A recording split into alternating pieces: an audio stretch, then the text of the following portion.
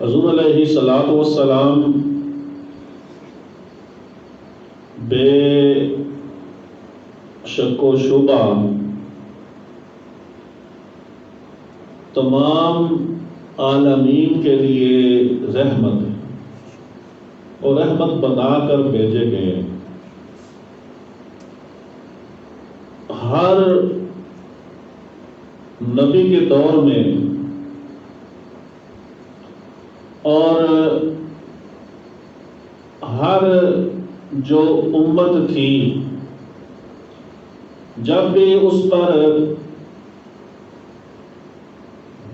عذاب آیا اور اس کے اندر اللہ رب العالمین نے جو اس نبی کے پیروکار تھے، ماننے والے تھے، ان کو بچا لیا، تو یہ حضور علیہ السلام کی رحمت کا صدقہ تھا۔ آدم علیہ السلام کی توبہ قبول ہوئی، نوح علیہ السلام کی کشتی جو ہے وہ اتنے بڑے بھنور سے اور طوفان سے، روایت کے اندر آتا ہے کہ 6 ماہ نوح علیہ السلام کی کشتی 6 ماہ کعبے کا طواف کرتی رہی، یوں پانی کے اندر گھومتی رہی۔ تو یہ تھوڑا عرصہ تو نہیں ہے۔ تو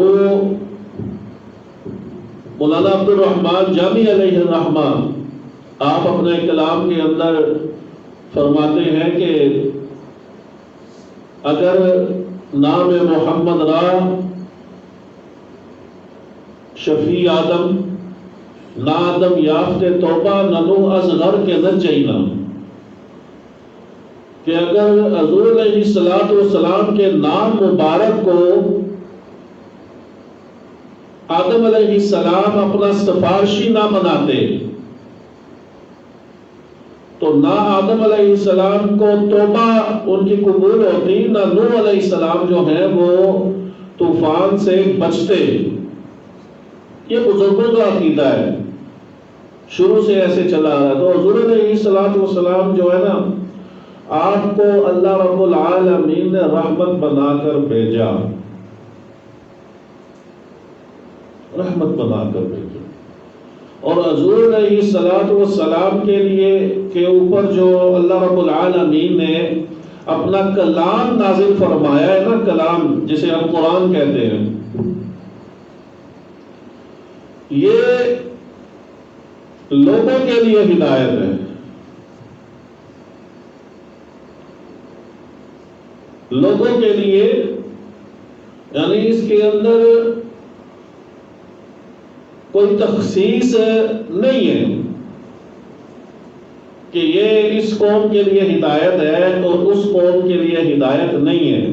حالانکہ یہ اترا مسلمانوں کے لیے، اس پر عمل کرنا مسلمانوں کے لیے ضروری ہے، دوسری قوموں کے لیے نہیں ہے۔ لیکن ہدایت جو ہے نا وہ سب کے لیے ہے۔ اس کی وجہ اس کا آپ دیکھیں گے، مشاہدہ کریں گے کہ جو بندہ قرآن پاک کے اصولوں کو اپناتا ہے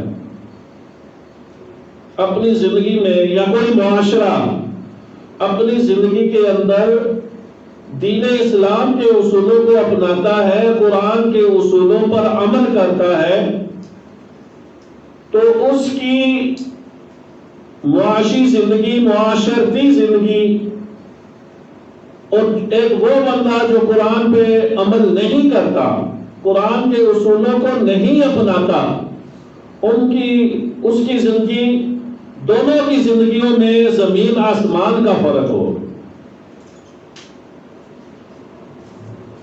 حضور علیہ السلام سب سے رحیم و کریم بندے اللہ کے، لیکن حضور علیہ السلام نے کبھی بھی کوئی ایسا عمل نہیں فرمایا کہ جس سے مسلمانوں کی سبکی ہو۔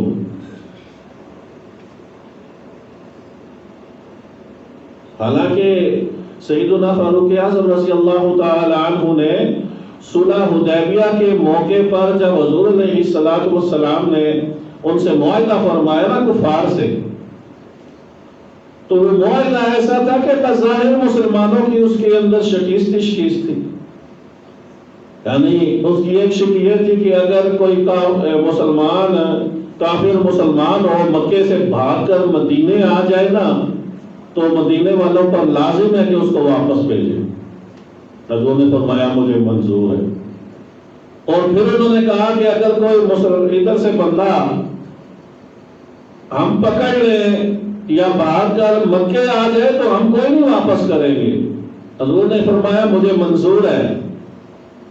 فاروق اعظم وہ بندہ تھی تو حضور کی نظر ہی وہ دین کے معاملے میں اتنا غیرت مند تھا کہ وہ حضور علیہ السلام سے عرض کر رہے ہیں یا رسول اللہ صلی اللہ علیہ وسلم کیا ہم مسلمان کیا اللہ نہیں ہے؟ ہم نے فرمایا ہے۔ کیا ہم مسلمان نہیں ہیں؟ ہے مسلمان بھی ہیں۔ کیا ہم حق پہ نہیں ہیں؟ حضور نے فرمایا یار ہم حق پہ ہیں۔ تو آپ عرض کرنے لگے یا رسول اللہ صلی اللہ علیہ وسلم اتنی یعنی ایسی شرائط کہ جن کے اندر مسلمانوں کی سبکی ہے، ہماری غیرت اور حمیت کا معاملہ ہے، ایسی شرائط پر صلح کیوں کی جا رہی ہے؟